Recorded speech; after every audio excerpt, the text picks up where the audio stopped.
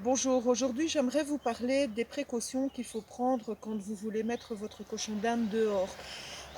Et aussi vous parler de quelque chose dont on n'est pas forcément au courant, à savoir le vertige horizontal. Donc tout d'abord, à quelle température peut-on sortir son cochon d'Inde? Eh bien c'est simple, vous prenez vos pieds nus, vous les mettez dans l'herbe. Si vous trouvez que c'est un peu froid, dites-vous que votre cochon d'Inde aura ses pattes par terre. Donc il fait un peu froid pour lui. En général, on dit il faut compter entre 2 et 5 degrés de différence par rapport à ce que vous avez à l'intérieur. Alors faites attention aussi, parfois comme aujourd'hui, eh bien, on a du soleil, mais parfois le soleil ne veut pas dire forcément que le sol est chaud. Donc le sol ne doit pas être trop froid pour qu'il n'ait pas de problème. De la même manière, s'il ne peut pas faire trop chaud, on va arriver dans des températures qui pourront être caniculaires. Si vous, quand il fait fort chaud, vous vous enfermez à l'intérieur pour avoir plus froid, ne pensez pas que votre cochon d'Inde va pouvoir survivre bien longtemps quand il y a 40 degrés dehors, quoi. Alors, des précautions à prendre. Tout d'abord, vous sortez votre animal quelques minutes tous les jours. Donc, vous commencez par 5-10 minutes. Le lendemain, vous pouvez augmenter le temps. Ne le sortez pas directement toute la journée en disant c'est chouette, il va en profiter, mais parce qu'au départ, il n'a pas vraiment l'habitude. Donc, il faut vraiment y aller progressivement. Ensuite, voilà, votre animal est dehors, vous lui avez préparé un parc ou un dessus de cage, enfin quelque chose, il est au sol. La précaution la plus importante à prendre selon moi, c'est de couvrir. Vous mettez un vieux drap, vous mettez n'importe quoi, mais il faut absolument que votre animal ait de l'ombre. S'il n'a pas d'ombre, dites-vous bien que en 10 minutes, le soleil peut tuer un cochon d'Inde. Il doit aussi avoir à boire. Vous pouvez lui mettre un biberon, vous pouvez aussi lui mettre une petite boîte en plastique avec un fond d'eau ou un dessous de pot de fleurs par exemple, ou alors si vous avez des boîtes de transport pour chat, vous pouvez remplir de l'eau jusqu'au moment où vous avez les petits trous.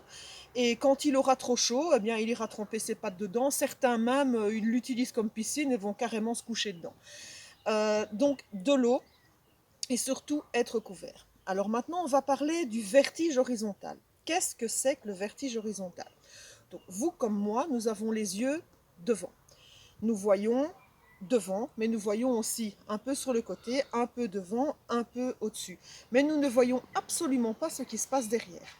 Alors si vous regardez un cochon d'Inde, il a ses yeux ici, sur le sommet du crâne, de manière à pouvoir voir parfaitement ce qui se passe en haut au cas où des prédateurs viendraient, au cas aussi de voir s'il y a quelque chose qui viendrait du sol. Donc il voit parfaitement le sol, il voit parfaitement le ciel, il voit parfaitement sur le côté. Les deux seuls endroits où il ne voit pas, c'est tout à fait devant et tout à fait derrière.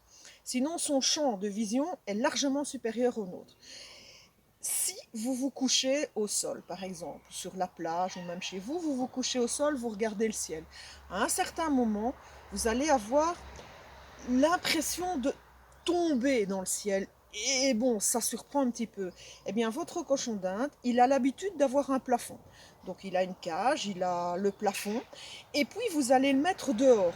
Ou carrément sur le sol de votre salon, où le plafond est nettement plus haut. Qu'est-ce qui se passe dans sa tête? Il se dit, ouh là là là là, ici je ne suis pas protégé, j'ai peur. Et donc il a tendance à se plaquer au sol et à ne plus bouger, vraiment comme s'il avait peur, comme s'il allait tomber. Donc il se plaque au sol. Ce qui se passe dans sa tête, c'est qu'il est pris de ce qu'on appelle le vertige horizontal. Le plafond, le ciel ou le salon, mais surtout le ciel, est un peu trop haut. Si vous voyez ce genre de comportement chez votre cochon d'Inde, prenez une simple boîte en carton, vous faites des trous de chaque côté pour avoir une bonne circulation d'air et vous mettez votre boîte en carton. Alors, le Kobe est une proie. Dans la nature, la proie, ça a tendance à aller se cacher. La première chose qu'il va faire, c'est aller se cacher. S'il va se cacher, c'est pas grave, hein, vous inquiétez pas, il y a de l'herbe aussi, et puis finalement il va aller grappiller en se disant que de toute façon sa cabane elle est derrière lui, donc il va quand même aller grignoter l'herbe. Mais au moins comme ça, il n'aura pas peur, il sera un peu rassuré. Le fait de mettre une boîte en carton, c'est important aussi, ne mettez pas un igloo en plastique. Qu'est-ce qui se passe dans les igloos en plastique? L'igloo en plastique, tout d'abord, même s'il est ventilé sur le bord. Faites l'expérience, prenez l'igloo en plastique, mettez-le en plein soleil. Et puis revenez 10 minutes plus tard et mettez votre main en dessous. Vous allez voir, c'est un four, c'est une fournaise. Vous pouvez tuer un animal en laissant simplement leurs igloos en plastique. Parce que ils vont respirer, ils vont transpirer, ça va faire une espèce de couche de brouillard de respiration, une espèce de couche de brouillard de respiration.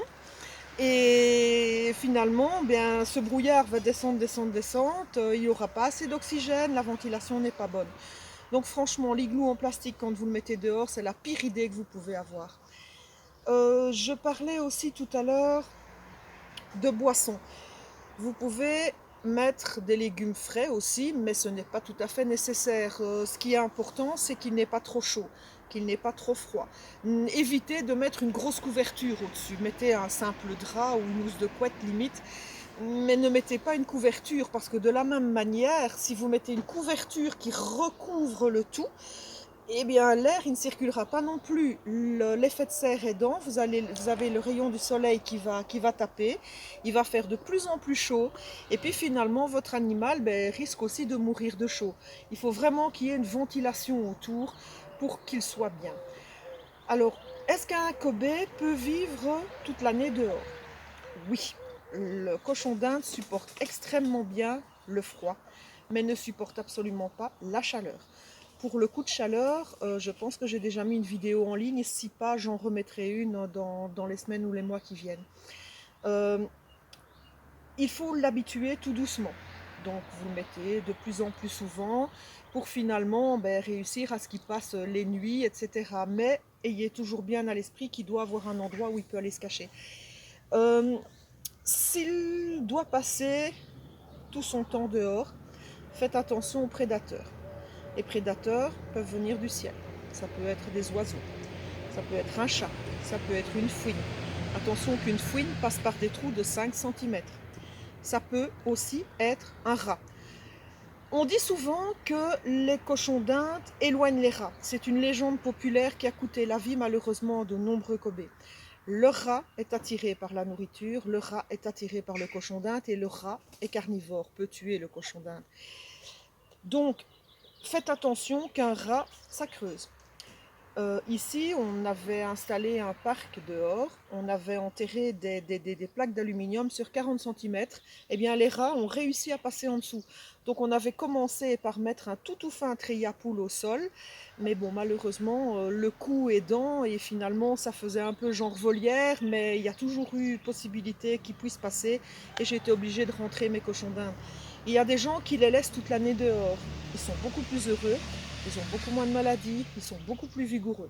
En hiver, ils font un sous-poil qui leur permet de se maintenir à des températures de moins 15, moins 20 sans le moindre problème à partir du moment où ils peuvent avoir un abri qui n'est pas au sol mais qui est un petit peu au-dessus avec de la paille à l'intérieur, un endroit sec. Mais pour ça, je vous conseille le site Léchon de Malo, vous trouvez, c'est un site sur Wix. Elle a plein de dossiers qui expliquent extrêmement bien comment faire pour que les cochons d'Inde puissent vivre toute l'année dehors, ainsi qu'un tas de fichiers d'ailleurs sur l'alimentation, l'herbe, la cueillette, etc. Donc voilà, ça c'est ce qui concerne le fait d'aller dehors. Alors, mon actualité ici pour le moment, donc outre cette vidéo-ci, je suis occupée de travailler sur toute une série de vidéos qui concernent la reproduction. Donc on avait déjà vu une vidéo sur la mise bas du cochon d'Inde. Ici, je vais expliquer comment faire pour éviter d'avoir des problèmes quand on veut faire porter une femelle. Ensuite, j'expliquerai dans une autre vidéo quels sont les problèmes que l'on peut avoir avant la mise bas. Ensuite, dans une autre vidéo, probablement, les problèmes qui peuvent se passer lors de la mise bas et ensuite les problèmes qui peuvent se passer pour la mère et pour les bébés après. Donc tout ça, c'est une série de vidéos sur laquelle je suis occupée de travailler. Alors la semaine prochaine, je posterai aussi une vidéo. En fait, j'avais été interviewée il y a fort longtemps par les animaux de la WIT. Et bon, on avait tourné une petite vidéo qui n'est plus en ligne nulle part. Donc j'ai réussi à en avoir une copie. J'ai coupé la partie qui me concerne et je vais poster la partie qui me concerne. Je ferai quelques minutes de speech avant pour expliquer un petit peu ce qui s'était passé durant ce tournage. Voilà, donc ça c'était pour l'actualité. Alors s'il vous plaît, le pouce bleu, abonnez-vous, partagez si cette vidéo vous a plu. À la semaine prochaine, au revoir.